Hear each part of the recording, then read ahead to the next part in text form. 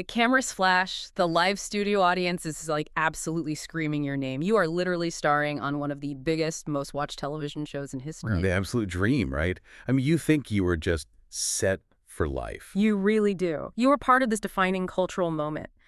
But then years later, the mail arrives. You open your residual check for all that ongoing global fame, and the amount printed on the paper is going to completely shock you. Welcome to Starscope Report. Join Starscope Report as we uncover Hollywood drama, music industry shakeups, and viral influencer scandals. From red carpet surprises to social media controversies, we dive deep into the stories behind the fame. And today, we are doing a massive deep dive into the hidden economics of television because the reality behind the scenes is nothing like what we see on screen. No, it really isn't. We have a huge stack of sources today. We are pulling from entertainment news outlets like E! News, Us Weekly, and Primetimer. Plus, we are looking at this really detailed Reddit thread from the acting community and even a super dense academic paper on TV production funding models. Which sounds heavy, but I promise, it is the key to understanding all of this. Our mission today is to figure out how the streaming era completely broke the traditional Hollywood business model. Right, like what does a 1-cent paycheck mean for the future of the entertainment you and I consume every single day? Let's start with that 1-cent paycheck because we have to deconstruct this massive illusion of 90s TV wealth. Yes, let's unpack this because I think, everyone holds the cast of Friends as the ultimate benchmark. Oh, totally. The sitcom golden ticket. Exactly. When we think of huge network sitcoms, we picture Lisa Kudrow or Jennifer Aniston making like a reported $20 million a year each, purely in syndication residuals. Just from reruns. Right. So we, as the viewers, just assume landing a hit show is a permanent winning lottery ticket. But then you look at Jodie Sweetin. We all know her as Stephanie Tanner, the middle sister on Full House, which was an absolute global juggernaut. Massive. And she was on the Netflix sequel, Fuller House, too. Right. Well, she recently did an interview on the McBride Rewind podcast, and she revealed that one of her recent residual checks was for exactly 1 single cent. I mean, a literal physical penny. Yes. It costs more to print the check and buy the stamp to mail the envelope than the money is actually worth. That is just wild. And it completely shatters our baseline for what it means to be a working actor in Hollywood. She is 44 now, and she was brutally honest about her lifestyle on that podcast. Yeah, she says she drives a used 2023 Hyundai Sonata. She rents her house. She clips coupons. And she admitted her credit cards are completely maxed out. But the part that truly stopped me in my tracks was when she talked about the 6 years she spent working entirely outside the entertainment industry. Oh. Just to survive. Well, the rehab clinic story. Yes. She worked as a rehab tech in a drug and alcohol treatment center. She was literally taking out the trash and washing dishes for the clients there. Which is such a jarring image. And people would recognize her. They would look at her and say, "Wait, are you from TV?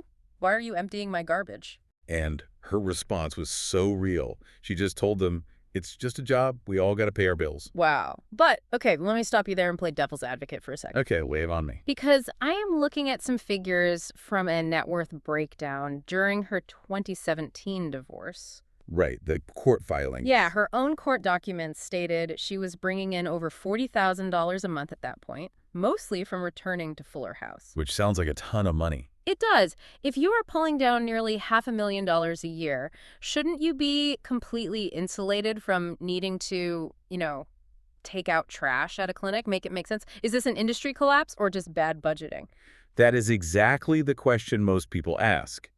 But it completely ignores the fundamental architecture of a Hollywood paycheck. Okay, how so? When a headline says an actor makes $500,000, we project our own normal financial reality onto that number. We assume that money just goes straight into a checking account. Like a normal salary. Right.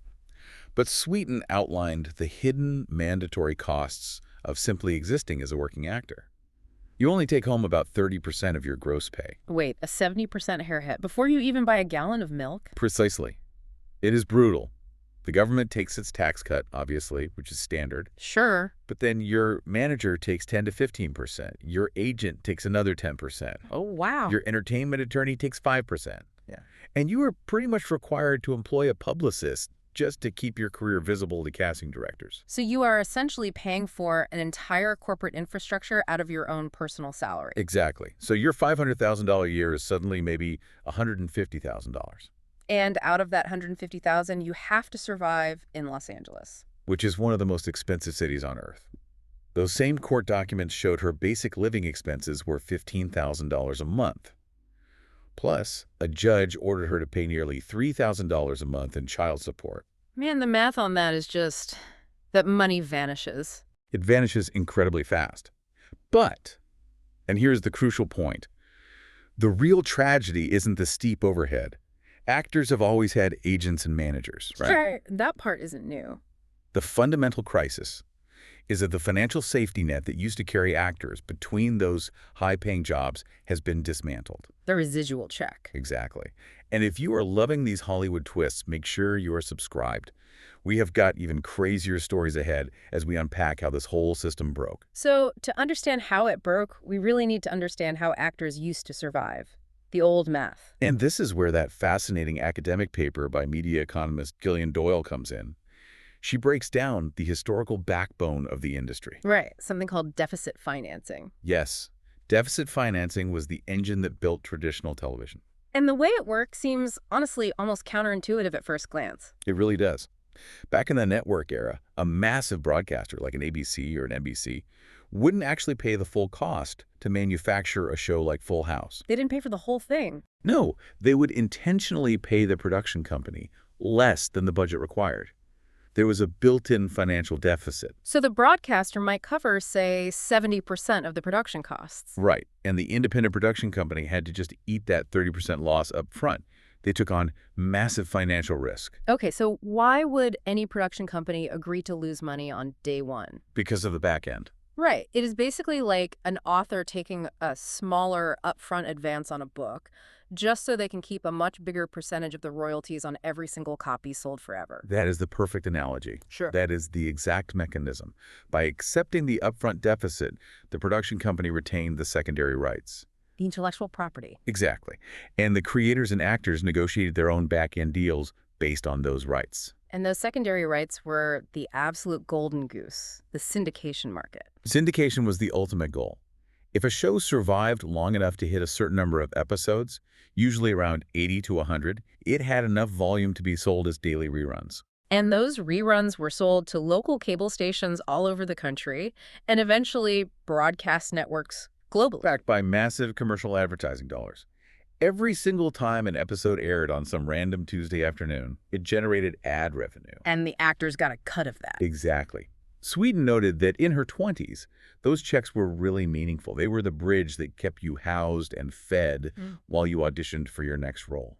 But as she bluntly put it regarding her 1-cent check today, there is no syndication anymore because it is all in streaming. The back end has been completely erased. And to be clear, this is not just isolated to 90s sitcom stars. I was looking at a compilation from Us Weekly during the recent actor strikes, and the numbers are just insulting across the board. Oh, they are brutal. Give me some examples. Okay, so Mandy Moore, the lead of the massive network hit This Is Us. Huge show. She posted residual checks for 81 cents. 81 cents for the lead. Right. Kimiko Glenn from Orange is the New Black revealed her residuals for dozens of episodes, total $27.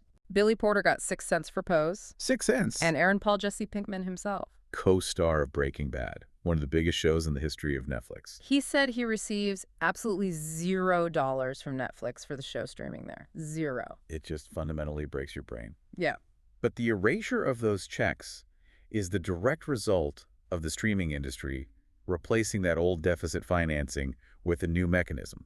The cost plus model. Yes, a new math. So break down cost plus for me. How does it work? When a streamer, like a Netflix or an Amazon, orders a series, they do the exact opposite of the legacy broadcasters. They pay the production company the complete 100% cost of making the show. Wow, so no upfront deficit. Zero. Plus, they guarantee an upfront profit margin, usually around 10 to 20%. Hold on. From a business perspective, if someone comes to me and offers to cover my entire production budget, take on all the financial risk, and guarantee me a 20% profit before we even shoot a single frame, I am taking that deal. Oh, anyone would. It looks incredibly appealing on paper.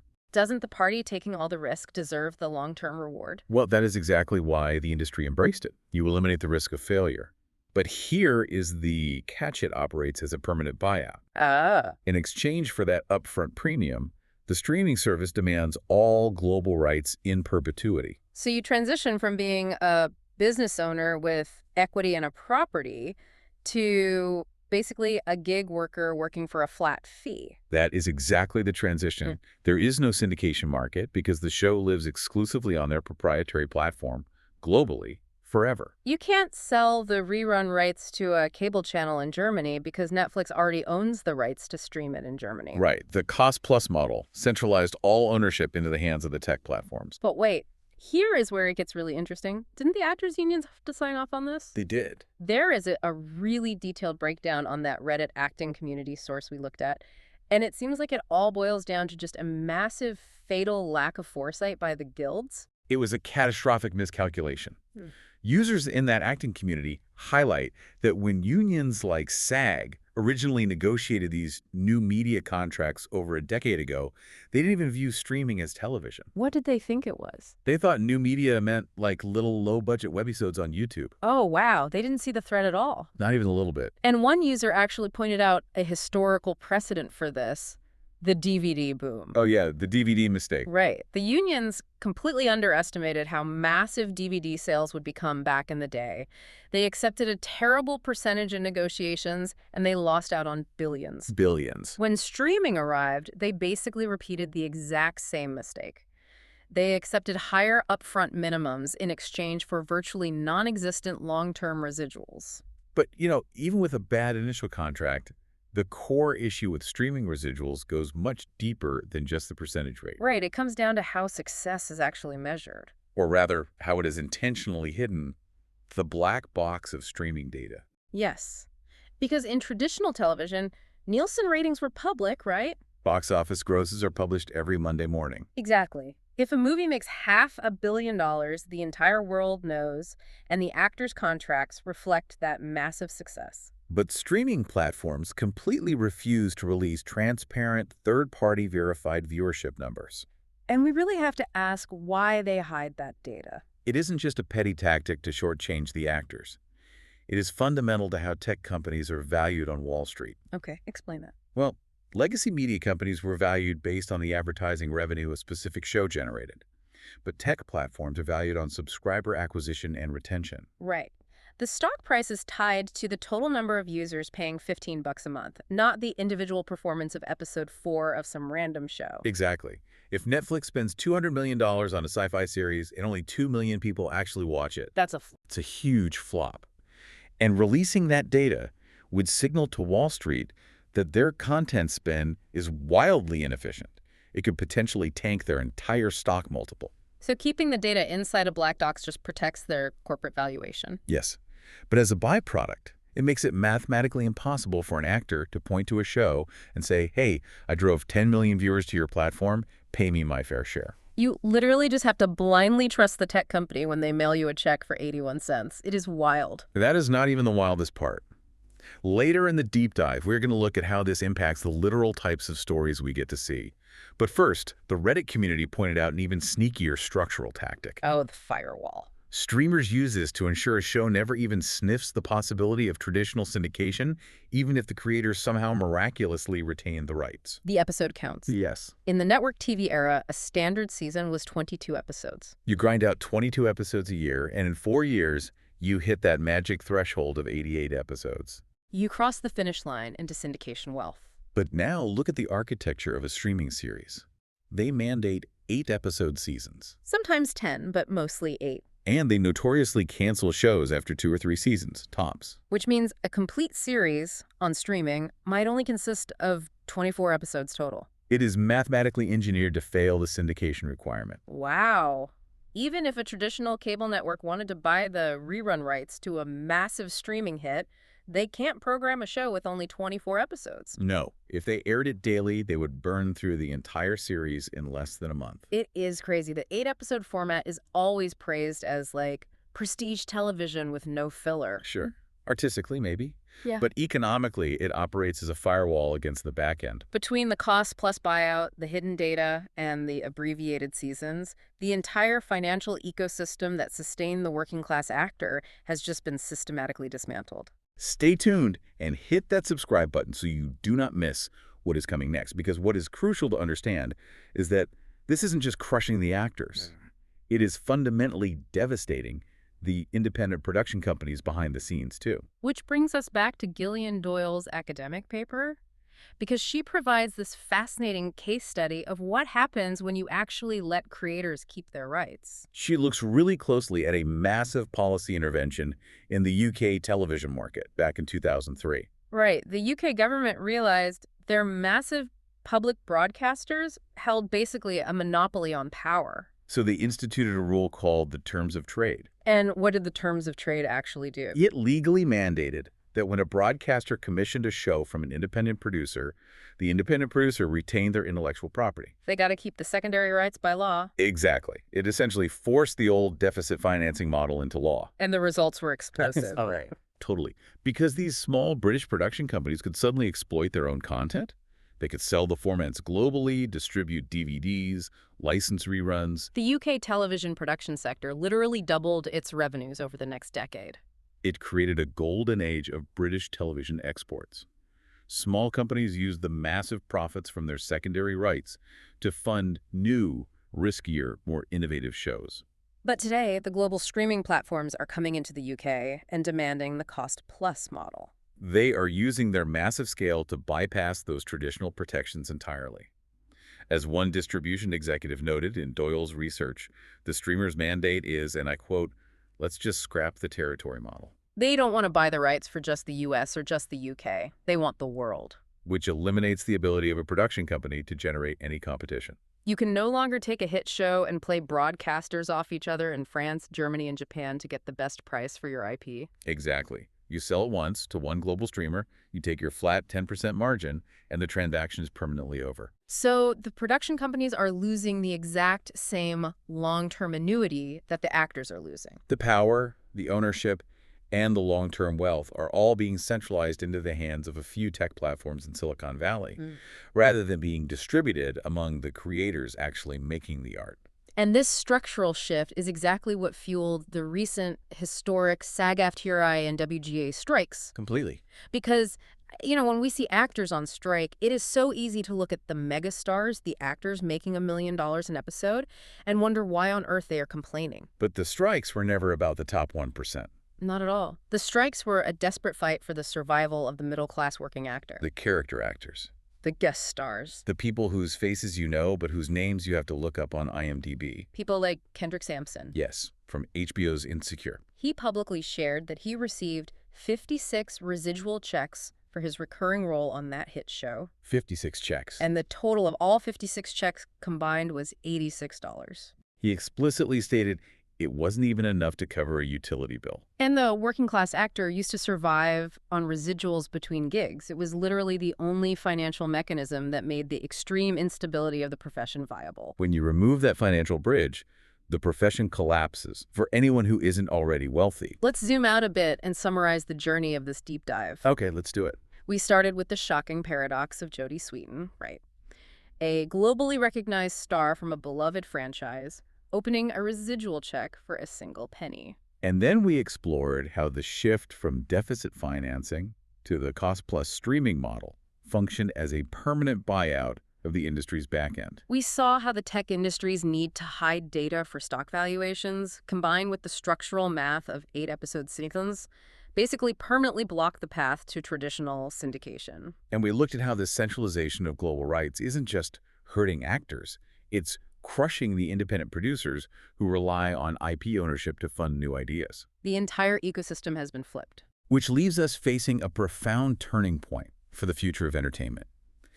And it raises a question I really want the listener to mull over. That's that. If the traditional residual safety net is truly gone forever, and a career in television can only be sustained by either massive upfront paychecks that only the top tier receive, or by taking on a second day job just to pay rent, who gets to be an actor in the future? Wow. Will acting, and by extension writing and directing, soon become a profession exclusively reserved for the independently wealthy? The people with trust funds to fall back on when the penny checks arrived. Exactly. And if only the wealthy can afford to pursue these careers, how will that fundamentally change the types of stories, the perspectives, and the lived experiences we ever get to see represented on our screens? That is a really heavy thought to leave on, but an important one. You've been listening to Starscope Report, where Jordan and Jamie uncover the stories shaping Hollywood, music, and pop culture. Thanks for tuning in, and don't forget to subscribe for more stories that keep the stars shining.